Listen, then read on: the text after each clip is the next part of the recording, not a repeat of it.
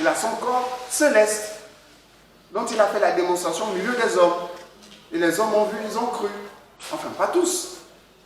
Et c'est pour cette raison d'ailleurs que les disciples disaient, mais d'où fait-il que tu ne te révéleras qu'à nous et pas aux autres?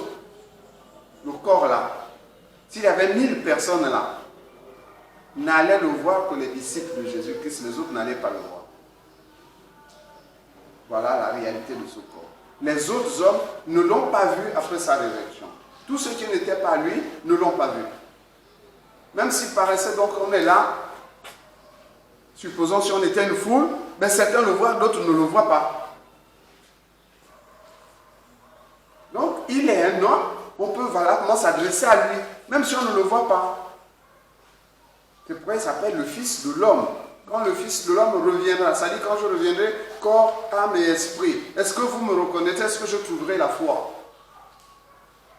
Mais sauf que quand il reviendra, il sera dans un corps nouveau.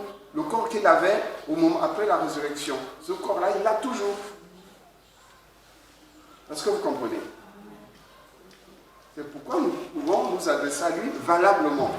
Mais nous ne pouvons pas nous adresser à Abraham. Nous ne pouvons pas nous adresser à Isaac. Vous voyez, dans certains endroits, on invoque certaines divinités qu'on appelle les saints. Dans beaucoup d'églises, même ceux qui sont appelés églises de réveil, ils invoquent. Mais en fait, le Seigneur nous dit clairement qu'ils n'auront plus jamais de part à faire ce qui se fait sous le soleil. C'est-à-dire cette âme-là, tant qu'elle n'est pas revenue dans un corps, cette âme-là ne pourra pas agir sur terre. Impossible. Abraham ne peut rien faire. Isaac ne peut rien faire. Pierre, Jacques, Jean et André, Jules et les autres ne peuvent rien faire. Parce qu'ils sont en train de se reposer de leurs œuvres en attendant la grande récompense. Donc vous devez comprendre cela. Donc quand nous invoquons Jésus-Christ, vous devez être conscient que c'est Jésus-Christ homme. Quand il n'était pas encore manifesté en tant que Jésus-Christ, les hommes ne l'invoquaient pas. Dans l'intervalle, lui est mort là.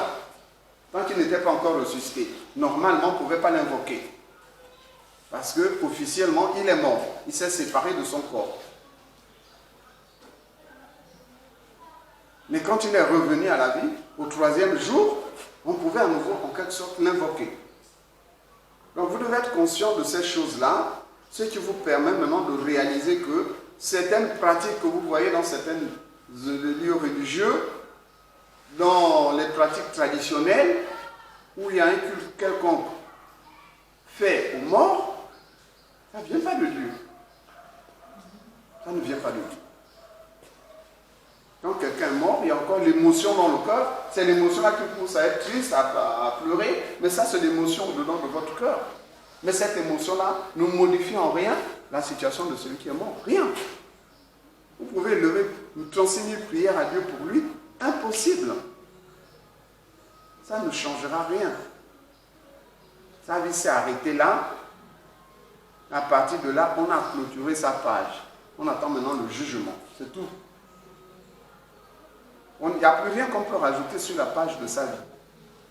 Que ce soit en intercession, que ce soit en supplication, que je ne sais pas, soit ce que l'homme peut faire, rien ne peut changer dans la vie de celui qui est parti. Mais Jésus-Christ est corps, âme, esprit. Quand il reviendra dans le corps qu'il a présenté à ses disciples. C'est avec ce corps-là qu'il revient. Et ce corps-là, il n'est pas allé le mettre quelque part. Mais c'est des choses spirituelles, et c'est spirituellement qu'on en juge. Est-ce que vous comprenez? Donc, soyez édifiés. La parole de Dieu que nous entendons, c'est pour nous communiquer la vie et la vie éternelle. La vie éternelle.